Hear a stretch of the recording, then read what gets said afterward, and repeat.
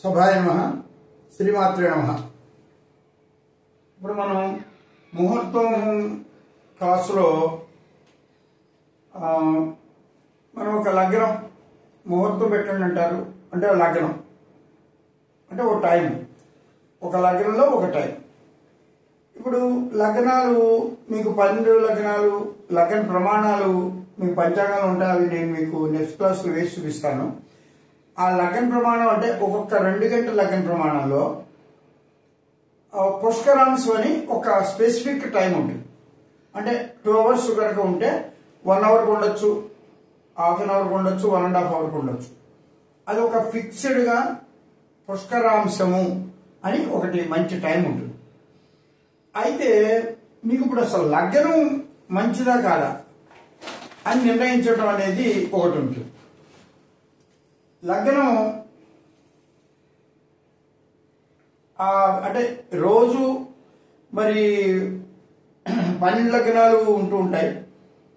ఆ 12 లగ్నాల్లో మనకి ఏ లగ్నం ఏ టైము ఎలా ఫిక్స్ చేసుకోవాలో ఒక్కొక్క పనికి ఒక్కొక్కలా ఉంటుంది.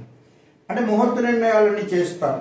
ఇప్పుడు వివాహాలు కానీ, అన్నప్రాసన కానీ, అక్షరాభ్యాసం కానీ, గృహప్రవేశం, గృహారంభం, అలా ముహూర్తాలు మీకు పెట్టేసి ఉంటాయి. ఆ ముహూర్తం లగ్నం వాళ్ళు ఎలా నిర్ణయించుంటారు. అలా ఒకవేళ మనకి అవసరమైతే ఇవాళ ఏదో ఒక పని చేయాలి, కొంచెం వీలైనంత వరకు ఒక లగ్నం పెట్టుకుందాం. ఎందుకంటే మీకు అన్ని వేళలా వాళ్ళు లగ్నాలు పెట్టి ఉండవు కొన్ని. అందుకని కొన్ని మనం పెట్టుకోవాల్సి వస్తే ఏమిటి, ఒకవేళ ఆల్రెడీ లగ్నం ఉన్నదాన్ని మనం మంచిదో కాదో మన లెవెల్లో మన నాలెడ్జ్తో అది ఎలా రెక్టిఫై అంటే చూడాలి, అందులో ఏ తప్పులు ఉన్నాయో చూడాలి. ఇవన్నీ మీరు తెలుసుకోవాలి ఫస్ట్. అందుకని ముహూర్తం అంటే మీరు లగ్నం పెట్టుకుంటే ఆ లగ్న ప్రమాణం ఉంటుంది. ఆ లగ్న ప్రమాణంలోనేమో మీకు ఒక స్పెసిఫిక్గా మంచి టైం ఉంటుందని చెప్పాను. అది నెక్స్ట్ క్లాస్లో చూద్దాం. ఫస్ట్ ఏంటంటే ఆ లగ్నం మనం మంచిదో కాదో చెక్ చేయాలంటే ఫస్ట్ ఆ లగ్నాన్ని మనం కన్ఫర్మ్ చేసుకుని దానికి పంచక రహితం అని, పంచక రహితం అంటే 5 ఉండకూడదు అని చెప్పారు. అది ఎలా వస్తుందంటే మీరు ఏ రోజైతే ముహూర్తం పెట్టుకుంటున్నారో ఆ రోజు తిథి నోట్ చేసుకోవాలి. తిథి అంటే ఎప్పటి నుంచి అంటే శుద్ధ పాడ్యం నుంచి, అంటే అమావాస్య మరునాడు, అమావాస్య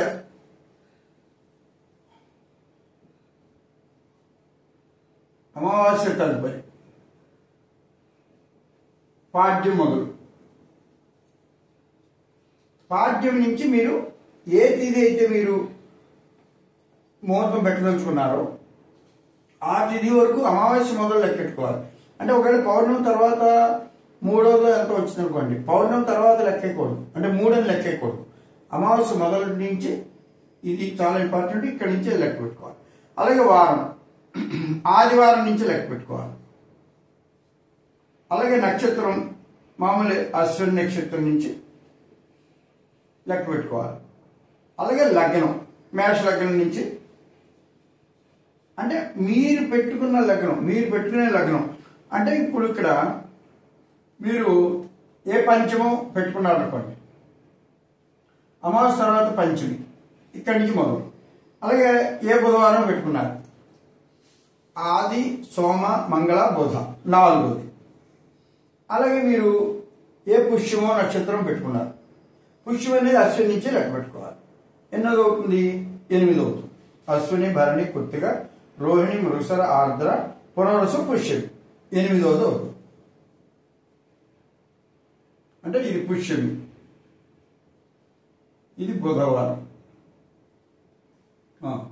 అలాగే మీరు లగ్నం తులా లగ్నం పెట్టుకున్నారు,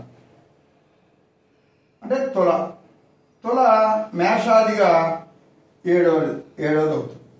ఇప్పుడు ఈ 4 అంకెలు కలపాలి. 4 అంకెలు కలిపితే 7, 8, 15, 15, 4, 19, 19, 5, 24. ఈ 24లో మల్టిపుల్స్ ఆఫ్ 9 తీసేయాలి. అంటే 9 పెట్టి భాగించి, అంటే 2 9 18, 18 పోతే 6 మిగులుతుంది. ఈ 6 శేషం. అంటే జనరల్గా మీకు 9లో 1 నుంచి 9 వరకు శేషాలు వస్తాయి. ఇప్పుడు శేషం కనుక 1, 2, 4, 6, 8 అయితే ఇది పనికిరావు. ముహూర్తానికి ఇవి పనికిరావు. అంటే పంచిక అంటే ఇవి 5 కూడా రహితం. ఈ 5 కూడా ఉండకుండా ఉండాలి. పంచిక రహితం అంటే ఒకవేళ 1 శేషం వస్తే మృత్యు పంచకం, 2 శేషం వస్తే అగ్ని పంచకం, 4 శేషం వస్తే రాజపంచకం, 6 అయితే చోర పంచకం, 8 అయితే రోగ పంచకం. ఇప్పుడు అసలు మీరు యాజ్ ఏ లేమెన్గా అంటే మీరు ఎస్ట్రాలజీ మీకు ఏం తెలియదు అని అనుకుంటే మీరు అబ్జర్వ్ చేయండి. ఫస్ట్ అంటే ఒక ముహూర్తం పెట్టడం వల్ల మనకి ఈ రిజల్ట్స్ వచ్చే పాసిబిలిటీస్ ఎలా ఉన్నాయో తెలిసిపోతాయి. అంటే ఒక ముహూర్తంలో రాంగ్ ముహూర్తం అయితే మృత్యు పంచకం ఇది మీకు తెలిసిందే. కొన్ని వివాహాలు కానీ కొన్ని అయినప్పుడు కొన్ని ఇలాంటి బ్యాడ్ ఇన్సిడెంట్లు జరుగుతున్నాయి. ఇది మనకి తెలిసిపోతుంది. 2 అగ్ని పంచకం. ఒక్కొక్కసారి ఫంక్షన్ అంతా పెట్టుకున్న తర్వాత ఎలక్ట్రిసిటీ షార్ట్ సర్క్యూట్స్ కానీ అగ్ని సంబంధించిన ఏదో ప్రాబ్లమ్స్ కానీ మనకి వస్తున్నాయి. అలాగే రాజపంచకం ఏదైనా మామూలుగా ఇబ్బందులు వస్తాయి, అది కూడా రాజపంచకాల కింద వస్తాయి. అంటే మనకి ఏదైనా మామూలు ఇబ్బందులు వస్తే అన్నీ కూడా రాజపంచకాల్లో వస్తాయి. అలాగే నెక్స్ట్ చోర పంచకం. చాలామంది చెప్తూ ఉంటారు మాకు ముహూర్తం మ్యారేజీలు అన్నీ అయ్యాయండి, ఒక చిన్న వస్తువు కూడా పోలేదు అని చెప్పేవాళ్ళు కొంతమంది ఉంటారు. కొంతమంది అన్ని ఇంపార్టెంట్ వస్తువులన్నీ మాకు పోయాయండి అంటారు ఒకడు. ఇది మీరు చోర పంచకం అది తెలిసిపోతుంది. అలాగే రోగ పంచకం. ఆ ముహూర్తం తర్వాత వాళ్ళకి ఏదో హెల్త్లో డిజార్డర్స్ రావడం, హెల్త్ ఇష్యూస్ రావడం, ఇలాంటివి మీకు పాసిబిలిటీస్ వస్తున్నాయి. అందుకని దీనికి క్యాల్కులేషను మీరు పెట్టుకున్న లగ్నానికి ఈ 4 ఈ విధంగా యాడ్ చేసుకుని మీరు చూసుకుంటే ఇప్పుడు చూడండి ఇక్కడ 6 వచ్చింది. 6 అంటే చోర పంచకం. అంటే ఈ ముహూర్తం మీరు ఎప్పుడైతే పెట్టుకున్నారో ఏ లగ్నం ఈ తులా లగ్నం పెట్టుకున్నారో ఏదో రోజు తులా లగ్నం మీకు ఏదో టైం ఉంటుంది. అంటే ఇప్పుడు ఏదో రోజు పెట్టుకుంటే తులా లగ్నానికి టైము మీకు 10 to 11 ఏదో వచ్చింది, 10 to 12 వచ్చింది అనుకోండి ఉదయం. అది మీకు ముహూర్తం ఎప్పుడైతే ఈ 6 వచ్చిందో చోర పంచకం మనం ఇది ముహూర్తం చేసుకోకూడదు. ఇప్పుడు ఇది మీకు అర్థమైంది కాబట్టి దీని నెక్స్ట్ లగ్నం అంటే ఏ లగ్నానికి అది కన్ఫర్మ్ చేయాలో అన్నది అది మీకు సబ్జెక్ట్ తర్వాత చెప్తాను. అసలు మీరు ఫస్ట్ మామూలుగా ఓ 10 to 12 ఓ పని చేద్దామని అనుకున్నారు ఇవాళ. అంటే కాంట్రబట్ అయింది, ఏదో వ్యవహారం సెటిల్ చేసుకుందాం అనుకున్నారో ఏదో కొన్ని మంచి పనులు చేద్దాం అనుకున్నారు ఇవాళ. అందుకని ఏం చేశారు మీరు 10 to 12 బాగుందేమో ఆ లగ్నానికి ఇవన్నీ క్యాల్కులేట్ చేసుకున్నారు, ఇలా వచ్చింది. లేకపోతే 12 to 2 చూసుకోండి, అప్పుడు లగ్నం మారుతుంది. లగ్నం మారగానే దీనికి 1 నెంబర్ పెరుగుతుంది. ఈ 1 నెంబర్ పెరగగానే 6కు 7 అవుతుంది. మీకు మంచిదవుతుంది ఆ టైం.